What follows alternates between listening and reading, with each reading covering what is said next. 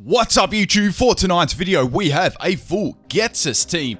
Okay, this one's pretty fun to do. Now, make sure you leave those theme team suggestions in the comment section below. Go guys, do it. Any feedback on the video would be incredible as well. If you enjoy these series guys, smash that like button. Quickly, a shout out to everyone who rocked up to my live stream yesterday. It was a really good time. We'll definitely be doing that in a few weeks to come. There was a lot of good trades, funny moments, and some good battles. It was awesome. So I just wanted to say a quick little thanks to everyone that did rock up. Alright guys, if you do have a theme team suggestion, make sure you check out my playlist at the end of this video or in the description so we're not posting the same old ones. Let's get to this one anyway. This was on my chat against Lewis. Now, I was running a Ghetsis team, right? Now, I flipped a coin for the last two Pokemon because there was two alternation you could do between Black and White 1 and Black and White 2, just so if you're wondering. Alright, so we had a Rhyperior lead there. I'm going to set up the Toxic Spikes here. Now, I don't usually set up the sort of Toxic Spikes and things like that, but I had a strategy in mind. Unfortunately, Flygon is actually going to go for the default and get rid of my spikes. Now, I was actually running Ice Fang on this set, which came in very handy for Flygon. Yeah, that was the 4 times there, so that just demolishes it. I didn't miss either. I thought I might actually miss there, but I didn't, so that's an early kill for me, which was nice. Alright, Rhyperior is going to come back in here. Now, I thought I could go for the Ice Fang again, or I could go for the Toxic Spikes, because I need the Pokemon to be poisoned, right? I'm going to reveal my strategy a little bit later on. Alright, anyway, so Rhyperior is going to go for the Earthquake. This thing hits like an absolute truck, so Drapion is going to go down. This was more of a sweeping Drapion sort of layout with EVs there, so I didn't think I'd leave that one. Anyway, alright, bringing Cofagarigus here. Now, this was an interesting set I've used a couple of times. It's really effective. Alright, so Rhyperior goes for the Protect there. I'm going to go for the Curse.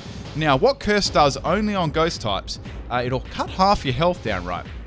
But it'll put a curse on the opposing Pokemon, which does a quarter of the health every turn. So it's pretty nice until they like swap out. Alright, Rhyperior is going to set up the Stealth Rock itself here. Now, I'm going to set up the Trick Room here. Now, this has got Trick Room. I've got Curse, which I just revealed. I've also got Pain Split, and I've got Nightshade. So the idea is pretty much to poison a lot of the team. To spread the poison to the lot of the team. At the same time, you're throwing up curses. You can get the Trick Room up, so you're going first to get the Pain Split off, and it's really bulky too, obviously in defense, and it works really nicely. It's very fun to use. Okay, so Rhyperior is going to go for the Earthquake again. Even with its massive attack there, it's not going to get take me out here, which is definitely nice for me there. Okay, so it's going to get hit by the Curse again. Here I'm going to go for the Nightshade to take it out.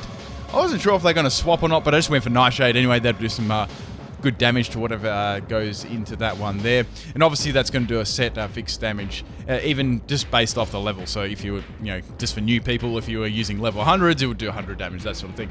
Alright, so in comes Ambipom. There's nothing much I can really hit this thing with apart from Curse. So here I'm going to go just for Pain Split right off the bat there, get some health back. That was really nice. Now, Cofagarigus doesn't have the most amazing health, so it works nicely too.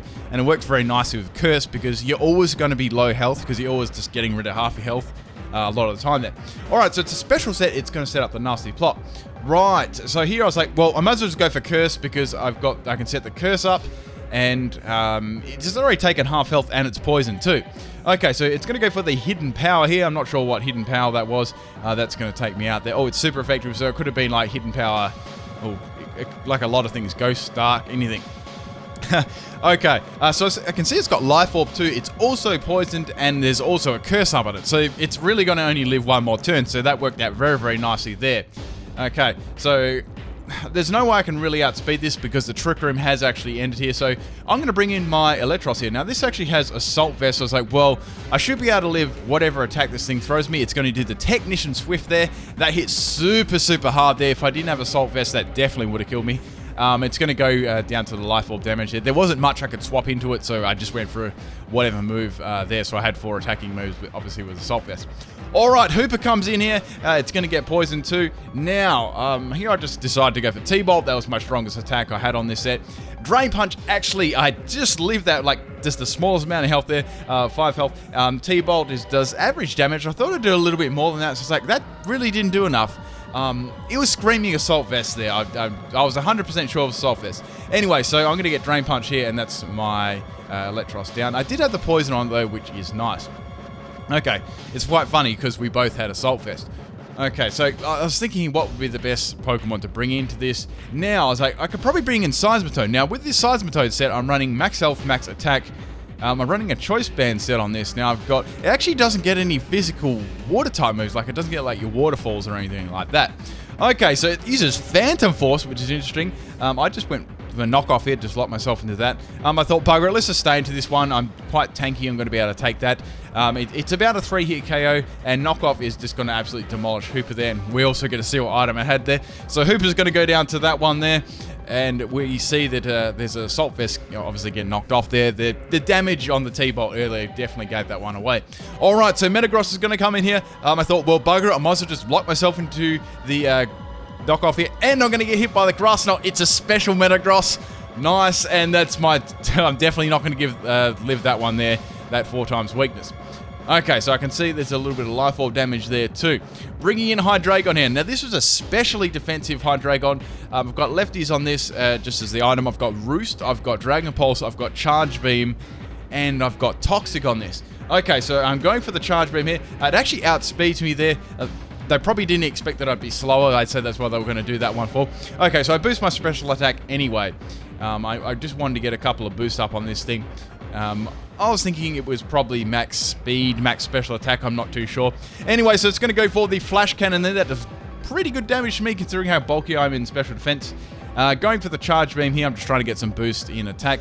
It's still doing nice damage there, so that was pretty good. Get another attack boost here. Okay, so I've got lefties recover. I've also got Roost too, so I know I can easily live whatever this thing really throws at me. If I get critted, that would be quite bad there. Alright, Metagross is going for another Flash Cannon here, and I'd say it probably would have got very, very close if I didn't live the next one there, but I'm going to go for another Charge Beam here, and that's going to take the Metagross out. I don't think that critical hit mattered because I already had another boost there, and even if it did live, it would have taken itself out with a life of damage next turn there.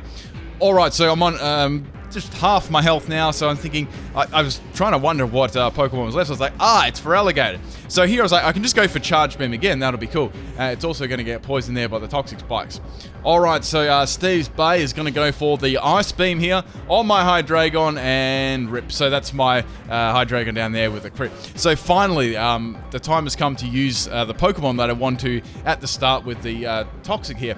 Now I've got Toxicroak and I've got Venoshock on it. So the reason I wanted to put Toxic Spikes up was to make use of that. I didn't really get too many opportunities this battle to use it. Okay, so I've got Air Balloon on this thing so I can swap into like ground type moves and stuff, or they have to hit me first before hitting me with a ground type move. That really hits super duper hard there. It doesn't quite take it out there. Feraligatr is going to go for the Ice Beam. That nearly takes me out there. It's going to pop my balloon. I say that could have been choice specs. I could be wrong there, but anyway, I'm going for the Venoshock again, and that's going to be enough, obviously, to take out the Feraligatr there. And that is game. I hope you guys enjoy this one. Some really, really cool sets on both sides. I'll admit that one. Peace out.